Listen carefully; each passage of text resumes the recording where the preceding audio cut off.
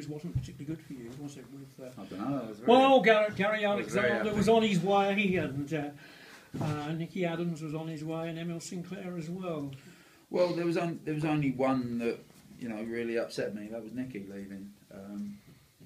But ultimately, I had a say in that, whether or not he stayed or went, and he made it patently obvious that he didn't want to stay, didn't want to play for Crawley anymore. So obviously, I decided to let him go. But what was unfortunate was that 3 shipped out at the end, and you weren't able to do any last-minute business. But having said that, we tried to sign one at that particular time. We went out of our way to try and sign one, which didn't transpire. But it wasn't through a lack of trying, I have to say. But we'll have a few more by Monday morning. And again, overall, Matt Tubbs, Gary Dicker joining, they're 2 big pluses, aren't they? Yeah, they are. And I read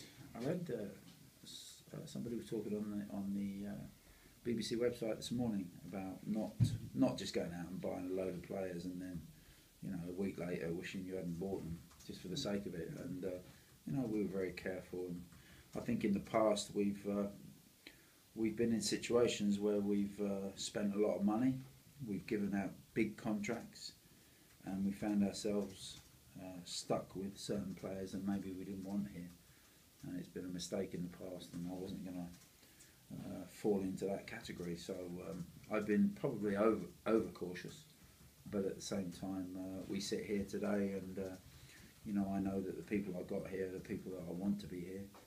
And as I said, we'll add a couple more over this weekend to build up the numbers in the squad and make sure we get through the remaining games of the season. 2 who seem to want to stay, Joe Walsh and Carl McFadzean. I understand they had chances to go, but said no, this is our future here. That's the beauty of those 2 deciding to stay. It sort of tells you everything about the club and how happy that those 2 in particular are here. And admittedly, it wasn't Barcelona that came for them.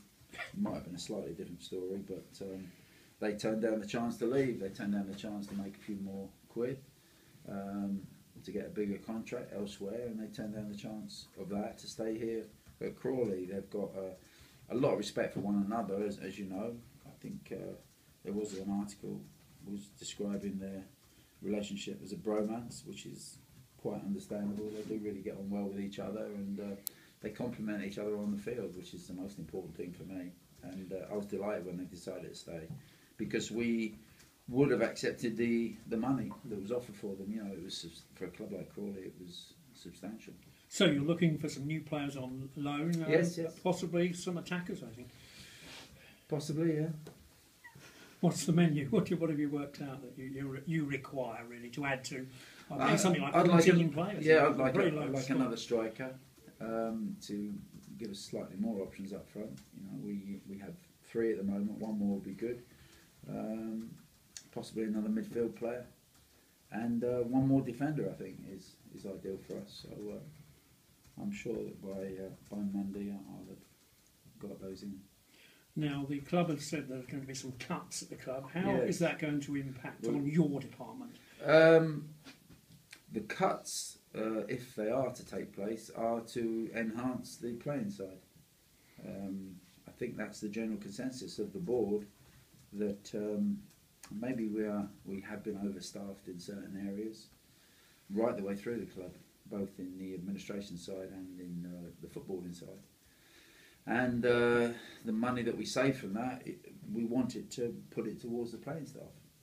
So the cuts are for a reason. It's to try and make the team better, the team that's on the pitch, that much better. And that's the only reason that the cuts are being made at the moment. We're looking at all the budget right the way through the club, but it's because we want to spend more money on the team. So that should enhance your situation, really. Absolutely.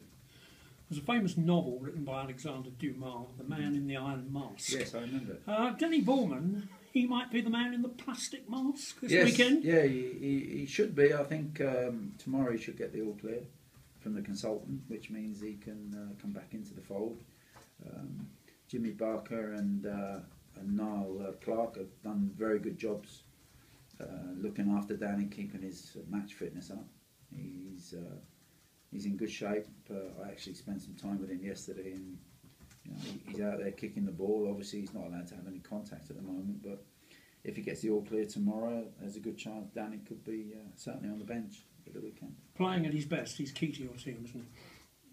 Yeah, and we've missed Danny. Even though we've picked up a couple of good results in his absence, we miss him being around the place. He's been part of the fixtures and fittings here for such a long time. But it's been a little bit strange not having him even with us, on a match day. But when we have seen him, he's come in. He's always got a smile on his face, and he's joined in a couple of training sessions.